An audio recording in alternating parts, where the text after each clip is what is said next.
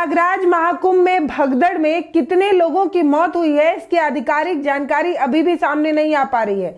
रात 1 बजे ये भगदड़ मची है और अभी तक जब मैं ये वीडियो शूट कर रही हूं 4 बजने जा रहा है, लेकिन अभी तक कोई आधिकारिक जानकारी नहीं है। कई जगहों पर 17 और कई जगहों पर 20 और कई जगहों पर उससे भी अधिक लोगों के मौत की खबर जो है वो चलाई जा रही है। दैनिक जागरण ने 17 बताया, दैनिक भास्कर ने 20 बताया और ये भी कहा कि यह आंकड़ा बढ़ सकता है क्योंकि करोड़ों की संख्या में श्रद्धालु वहां मौजूद थे। लेकिन आज इस वीडियो में आप ये जानिए कि भगदड़ क्यों मची और किसकी वजहों से भगदड़ मच गई, इसकी जानकारी आपको देने जा रहे हैं। लल्लन टॉप की एक खबर के मुताबिक ये जो भगदड़ मची वो पुलिस की वजह से मची और पुलिस ने जो है वो भगदड़ में एक अहम रोल निभाया है।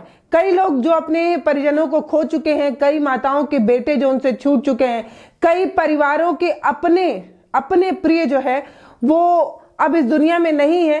कई लोग रो रहे हैं, बिलख रहे हैं। कई लोग यही सोच रहे हैं कि शाही स्नान, कुंभ स्नान में पाप को धोने आए थे लेकिन अपनों का साथ ही छूट गया। व्यवस्थाओं की भारी कमी देखने को मिली। जब ये भगदड़ मची तो ना तो प्रशासन नजर आया, ना पुलिस की कोई टुकड़ी नजर आई। लोग अपने परिजनों को बचाने की हर संभव कोशिश करते रहे, लेकिन अफसोस कि वो अपने परिजनों को बचा नहीं पाए। जिसका एक बार हाथ छूटा वो साथ फिर मिल ही नहीं पाया।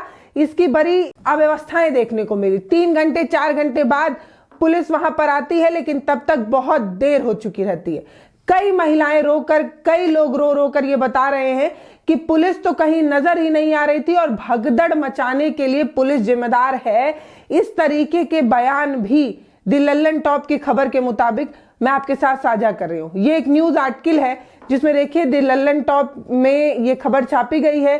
जिसके परिजन उनसे छूट गए हैं वो बता रहे हैं कि रात 11 बजे से ही प्रशासन जो है वो लाठियां लेकर लोगों को जगाने लगा और कहने लगा कि नहाइए, शाही स्नान करने आए हैं तो अमृत का सबसे पहले हकदार तो आप ही हैं, स्नान करने आप जाइए। जब हमने मना किया कि हम नहीं जाना चाहते हैं तो प्रशासन ने हमें लाठी के दम पर भगाने की कोशिश की।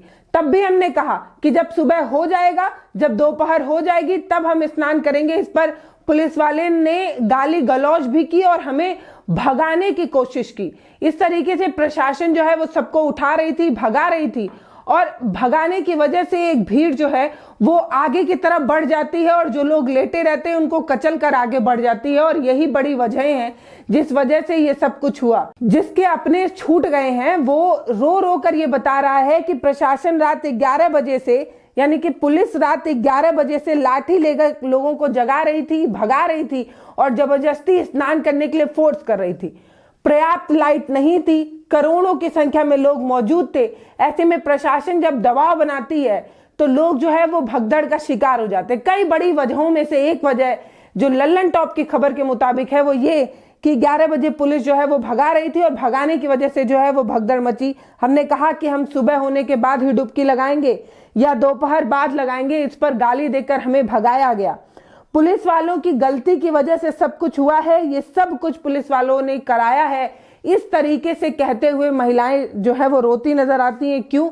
क्योंकि उनका अपना कोई अब इस दुनिया में नहीं है। रोते बिलखते लोगों में से बहुत सारे लोग ये कह रहे थे कि पुलिस सिर्फ लाठी भाजने का काम कर रही थी, लाउड स्पीकर से बोलने आई थी, लेकिन जब हमें जरूरत थी, जब भगदड़ मची तो प्रशासन का कोई भी शख्स वहां पर मौजूद नहीं था। इस तरीके की खबरें सामने आई और बहुत सारी वीडियोस और फोटोज में ये साफ नजर आ रहा है कि कैसे लोगों का सामान बिखरा पड़ा है और सामान इतनी बड़ी संख्या में है कि बड़े बड़े कंटेनर बुलाए जा रहे हैं उस सामान को भर भर कर एक जगह पर डंप करने के लिए। जो लोग जो भगदड़ का शिकार हो गए वो प्रशासन की तरफ ही टकटकी लगाकर देख रहे थे, लेकिन अफसोस कि प्रशासन वहां पर मौजूद नहीं रहा। एक वीडियो आपके साथ साझा कर रही हूं, देखिए कि कैसे ये बताया जा रहा है और बताते वक्त बड़े अधिकारी साहब ये बता रहे हैं कि जल्दी से शाही स्नान करिए, अमृत पान आप जल्दी कर लीजिए क्योंकि आप पहले पहुंच गए हैं। अगर आप ऐसा नहीं करते हैं तो भगदड़ की आशंका उन्होंने पहले ही जता दी थी, लाउड स्पीकर से अनाउंसमेंट कर बताया था। सुनिए आप। सभी श्रद्धालु सुन लें, यहाँ लेटे रहने से कोई फायदा नहीं है। जो सोवत है सो खोवत है। उठिए उठिए, स्नान करिए और ये आपके सुरक्षित रहने के लिए बहुत आएंगे और भगदड़ संभावना है। आप पहले आ गए हैं तो आपको सबसे पहले अमृत मिल जाना चाहिए। सभी श्रद्धालुओं से करबद्ध निवेदन है, उठे उठे उठे, सोए ना, जब सबसे पहले आ गए हैं। तो सुन लिया आपने, लेकिन और भी कई वजह हैं। कई वजहों में से एक वजह यह है कि बहुत सारी जगहों पर यह भी बताया गया कि बहुत सारे लोग, बहुत सारे श्रद्धालु जो वहां पहुंचे हुए थे, वो सभी संगम नोच पर नहाना चाहते थे। संगम नोच पर पहुंचने की वजह से ये भगदड़ मची है। जहां पर जगह मिली वहां पर ना नहाकर सबको जो है वो संगम नोच पर पहुंचना था। अब संगम नोच पर पहुंचने की होड़ में जो है वो भगदड़ मच गई। संगम नोच क्या होता है? संगम नोच वो जगह होती है जहां पर गंगा, यमुना और सरस्वती त्रिवेणी का संगम होता है। यानी कि गंगा, यमुना और सरस्वती जो लिप्त हैं, उनके संगम पर ही सब जाकर शाही स्नान करना चाहते थे और इस वजह से काफी बड़ी भीड़ जो है वो उस तरफ बढ़ने लगती है और इस वजह से ये भगदड़ मच जाती है। हैरानी की बात तो ये है कि एसएसपी साहब ये कह रहे हैं कि कोई भगदड़ ही नहीं मची है। उनका बयान भी आपको सुनाएंगे, लेकिन सबसे पहले आप ये जानिए कि संगम नोच पर पहुंचने की वजह से भगदड़ इसलिए मच गई क्योंकि बहुत सारे प्लाटूनों को बंद कर दिया गया था। वो जो रास्ते बनाए गए थे, 30-40 पुल जो बनाए गए थे, उनमें से अधिकतर पुल को जो है वो बंद कर दिया गया था, वीवीआईपी लोगों के लिए सुरक्षित कर दिया गया था। इस वजहों से जो है एक बहुत बड़ी भीड़ एक ही पुल से गुजरती है और गुजरने के कई फोटोज भी हमारे पास है जो हम आपको दिखा रहे हैं। बड़ी वजहों में से एक कि पहले तो सभी प्लाटूनों को बंद किया गया, कुछ प्लाटून ही चलने के लिए छोड़े गए थे। दूसरा ये कि आने और जाने का रास्ता एक ही प्लाटून से था, यानी कि जो रास्ते से आदमी जा रहा था उसी रास्ते से आदमी लौट रहा था। एक प्लाटून पे बहुत अधिक संख्या में भीड़ इकट्ठा हो जाती है और जाने और आने का रास्ता, एंट्री और एग्जिट का रास्ता सेम होने की वजह से भी भगदड़ की खबरें जो हैं वो मचने लगती हैं। अब एक ही प्लाटून पर चलने की जगह नहीं है, आने जाने की जगह नहीं है। बैरिकेड किए हुए पनडुब्बी पर लोग जो है वो उतरते नजर आए।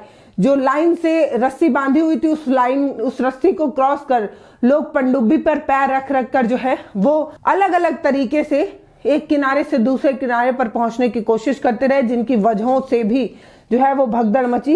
एंट्री और एग्जिट पॉइंट एक बनाने की वजह से जो है वो भगदड़ मची। अब ये जो संगम नोच है, यहाँ पर पहुंचने की होड़ इसलिए है क्योंकि बताया जाता है कि त्रिवेणी में जो स्नान किया जाता है वो सबसे ज्यादा लाभदायक होता है, क्योंकि यहाँ पर यमुना का पानी हल्के नीले रंग का रहता है और गंगा का पानी हल्का मटमैला होता है और सरस्वती क्योंकि विलुप्त होती है तो वो दिखाई नहीं देती और यहीं पर आकर यमुना जो है वो समाप्त हो जाती है, गंगा में मिल जाती है। इसलिए लोग यहाँ पर पहुंचना चाहते थे और यहाँ पर पहुंचकर स्नान करना चाहते थे।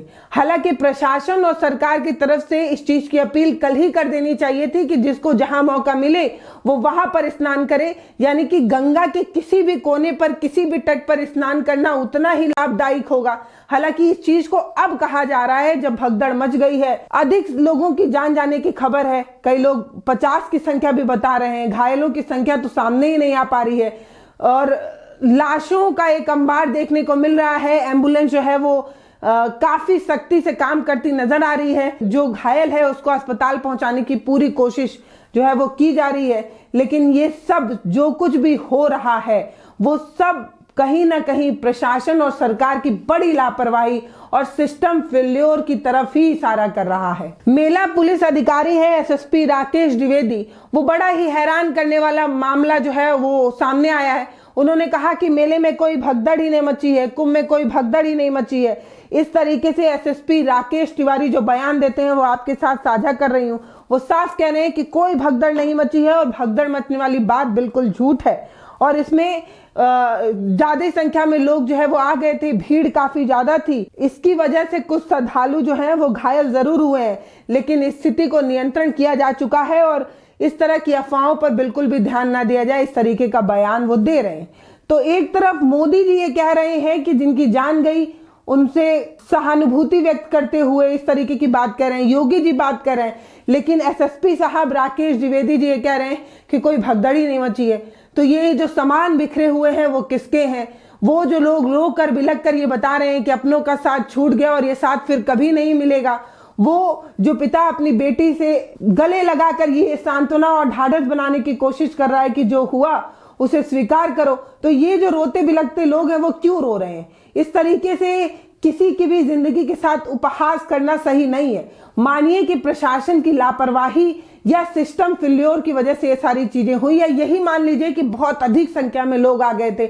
बताइए, ये जा रहा है कि अभी भी प्रयागराज में 8 से 10 करोड़ की संख्या में श्रद्धालु वहां मौजूद हैं। हालांकि जब हम खबर शूट कर रहे हैं तब तक शाही स्नान फिर से चालू किया जा चुका है। कई अखाड़े के महामंडलेश्वर जो है वो शाही स्नान करने जा भी रहे हैं। तो स्थिति काफी सुधरी बताई जा रही है। बताया जा रहा है कि स्थिति को काबू किया जा चुका है, लेकिन अब तक कई लोगों की जान जा चुकी है। इसी बात का डर था। जानकारी पहले से भी थी कि इतनी बड़ी संख्या में लोग वहां पर मौजूद होंगे तो कुछ हो सकता है, कुछ दुर्घटना हो सकती है, लेकिन इसकी तैयारी शायद प्रशासन की तरफ से नहीं की गई थी और पूरे महाकुंभ को वीवीआईपी कल्चर में जो है वो तब्दील कर दिया गया, जिसकी वजह से ये सारी चीजें हुई। और सेम यही बात राहुल गांधी भी कहते नजर आए कि पूरे सिस्टम को वीवीआईपी कल्चर में तब्दील किया गया। ये सरकार की लापरवाही है। वीआईपी कल्चर और सरकार की बदइंतजामी की वजह से लोगों की जान गई है और उनकी बदइंतजामी की वजह से भगदड़ मची है। इस तरीके का ट्वीट राहुल गांधी ने किया और अखिलेश यादव ने कहा कि पुलिस के बस का नहीं है तो सेना के हवाले जो है वो महाकुंभ को किया जाए। सेना जो है वो बेहतर तरीके से ये सब कुछ सुधारने में कामयाब होगी। बाकी महाकुंभ पर हमारी नजरें बनी हुई है। स्थिति अभी काबू बताई जा रही है और शाही स्नान को फिर से खोल दिया गया है, यानी कि मौनी अमावस्या का जो स्नान है ये फिर से हो रहा है। लेकिन आप सबसे अभी भी अपील है कि अगर आप प्रयागराज तक नहीं पहुंच पाए हैं तो कृपया उधर जाने की कोशिश ना करें। जहां है वहीं पर स्नान कर, गंगा का स्मरण कर, जो है उनको ख्याल कर जो है अपना ये दिन भव्य बनाएं और अपनी जिंदगी को जोखिम में ना डालें। बाकी ये वीडियो पर आपकी क्या राय है वो आप हमें कमेंट सेक्शन में लिखकर जरूर बताइए। वीडियोस को शेयर कर चैनल को सब्सक्राइब जरूर करिए। बहुत धन्यवाद।